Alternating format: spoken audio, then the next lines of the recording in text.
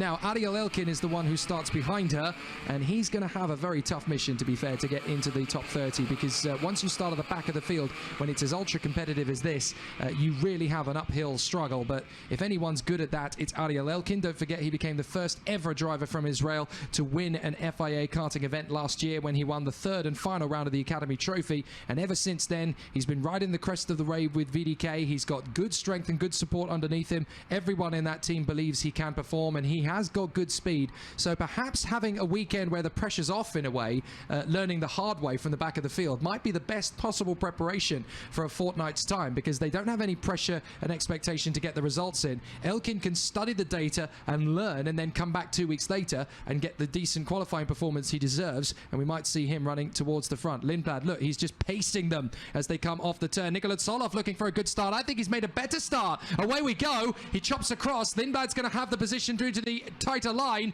but up the inside, Zhivnov's going to make a big launch on the inside of Kamara, and Zhivnov gets through into second position. Good start for the Russian. They tighten in for the left-hander. Is everybody going to get through cleanly? This is where we sometimes see a driver or two getting spat out. They're all okay. So Lindblad leads, and Kamara gets back into second on Zhivnov. Zhivnov gets the undercut. They bang wheels. They rub wheels again, and Kamara puts his hand in the air. Tsolov into third position. Zhivnov protects from Turney. That got very close. Oh, that was close indeed. But Kamara, and one of the drivers, 236, in trouble, I'm afraid. It's happening for the back. This is Malek Lucas, unfortunately, who's trying to get going again, but will be seized the engine, unfortunately. No. Oh, that's retirement, I'm afraid. Yep. But in the meantime, Rafael Kamara just got ahead of Nikola Tsolov for second place as they complete the opening lap under the leadership of Harvey Lindblad, who managed a perfect start and opening lap, actually protecting himself from the attacks behind him. But Kamara actually managed himself out of the field as well. And look at the way they pull away already. And there goes Joe Turney around the inside of Ugo Gochuku.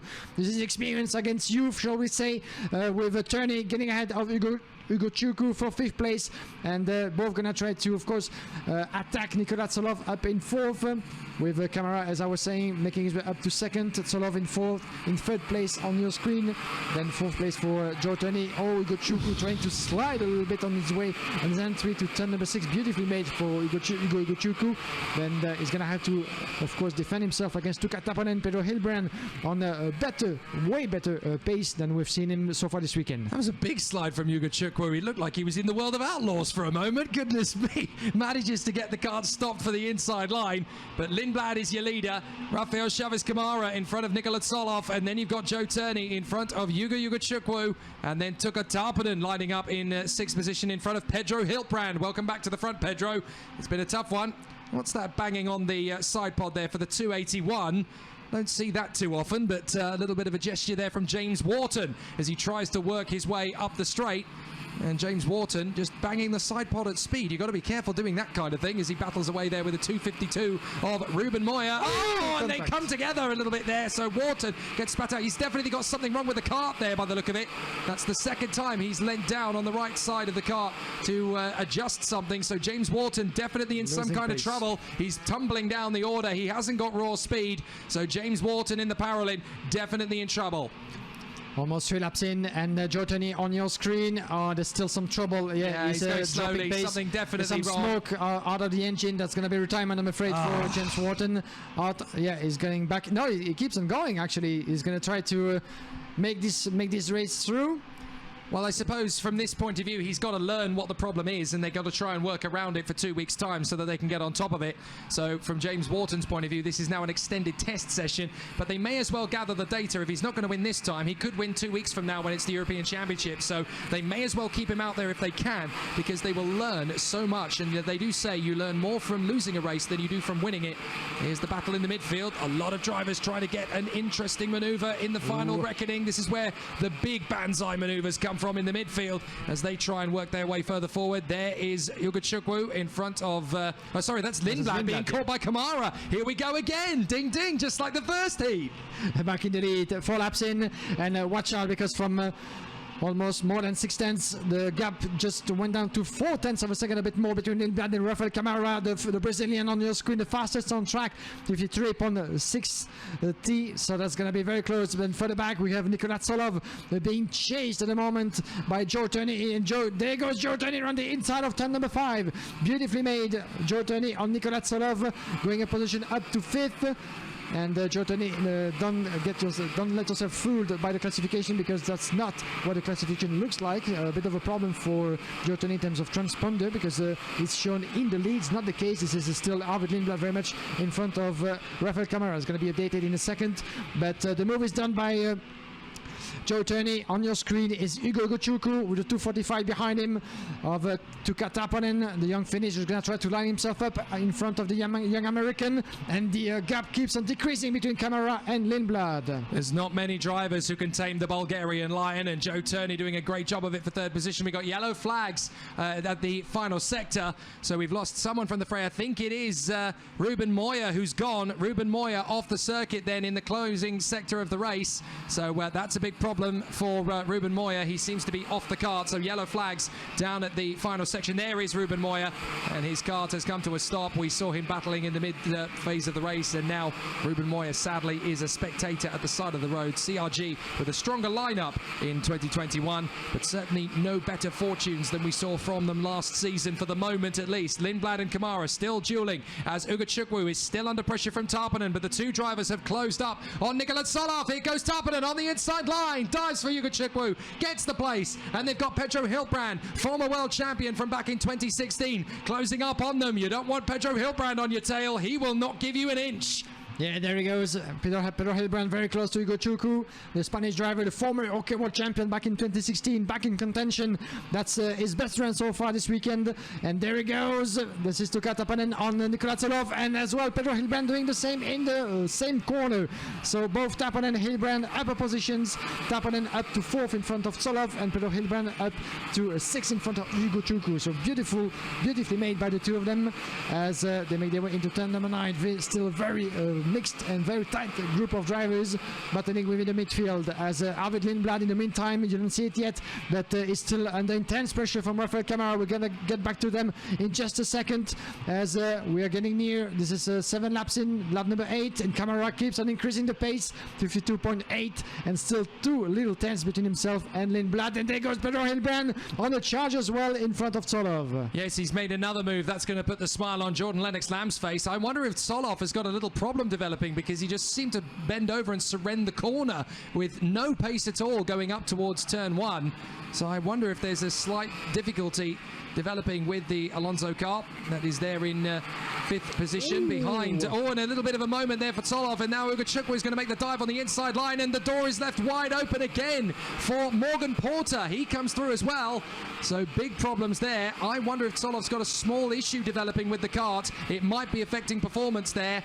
So here come the two drivers battling for victory yet again, and this time it is Lindblad still keeping pace in front of Camara. But if Camara can keep pace in the kart, he might be able to outfox Lindblad again, just like he did in the earlier heat. If you missed that, by the way, that's definitely worth a rewatch, because that was an amazing move from Camara in the final bend to get around the outside of Arvid Lindblad. Absolutely stunning. I've never seen a move like that out of the final turn at Genk before, and Rafael Chavez Camara will be riding off the confidence of that. He'll be chasing down Lindblad going, I did it before, I can do it again.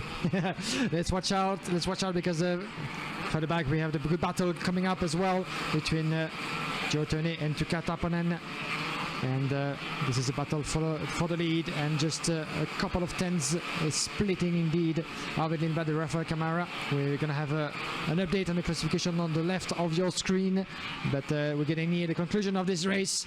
Lindblad, Camara, the battle for the win.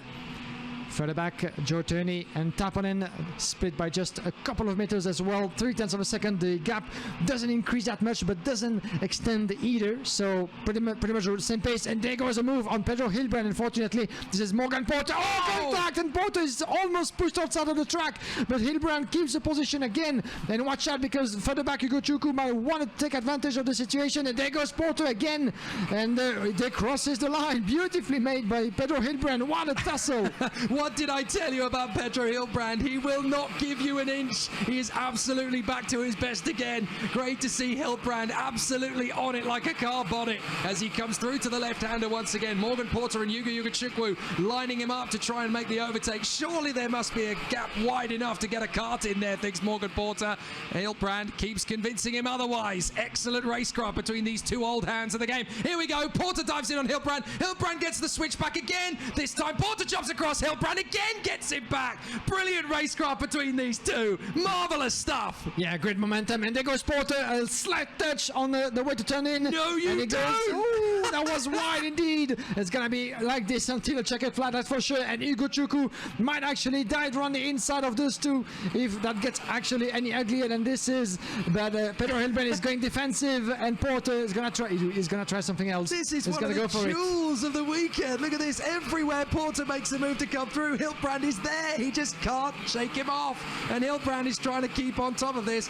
Porter and Hugo Chukwu getting frustrated and very irate, stuck behind him. Hugo Chukwu has a look at Porter. Look, Hilbrand's defending on the penultimate lap. He's very clear of the fact, look, I can't get more than 6th position, but boy, am I going to hold on to it.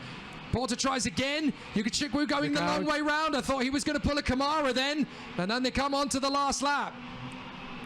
And those three almost side by side on their way to turn number 1. This is the last lap. Lindblad and Kamara split by 4 tenths. And watch out for Peter Hilbrand going defensive at every single turn. He's actually clipping the curb as much as he can to shut all the doors as we're back in the lead. Lindblad keeping the gap and the pace as it is in front of Rafael Kamara. And time is running out, I'm afraid, for the Brazilian to go maybe on a move as he did earlier. We could actually say that to do the Kamara, that could be actually the word to use. But this time around, I think that he won't have the pace, so maybe the gap is too big to try to go around the outside in the last corner. There will be one last kick of the throttle, and this will be certainly, yes, victory in the end for Harvard Lindblad, crossing the line in front of Rafael Kamara, taking 2nd place in this qualifying heat as Joe Turney and Tuka Tapanen cross the line in 3rd and 4th respectively, and Pedro Hilbrand managed to keep that 5th position after a fantastic show with Morgan Porter. Great to see Pedro Hilbrand back to his gutsy best in the OK Senior category. But for Arvid Lindblad, very sensible. He didn't defend on the last lap this time. He just kept that gap he had, and that has kept him very strong and resolute at the front end of the field. A good job from Arvid Lindblad. Holds on to it, and in fine style, he is now very much in control of the situation, and he will lead the interim going into tomorrow. There's nobody that can catch him now, so Arvid Lindblad will have 2 points collated from Antonelli on 3, Kamara on 4, and Coluccio on 6. And of course, there are no points left to score for Arvid Lindblad, so he will be our interim leader heading into tomorrow. That is exactly the way he wanted the day to go. 2 wins and a 2nd for Arvid Lindblad. He will go into tomorrow at the front of the pre-final. Here's your result. Arvid Lindblad in front of Rafael Kamara and Joe Turney, Tuka Tarpanen and Pedro Hilbrand, then Morgan Porter, Nicolas Pietelati going well ahead of Nikola Tsolov, Martini Stenchon and Andrei Zhivnov ahead of Christian Ho, Hugo Chukwu, Norton Andreasen, Marlon Hernandez, Rasmus Yutsimis, and up to 16th place. Wow. What a comeback from Ariel Elkin.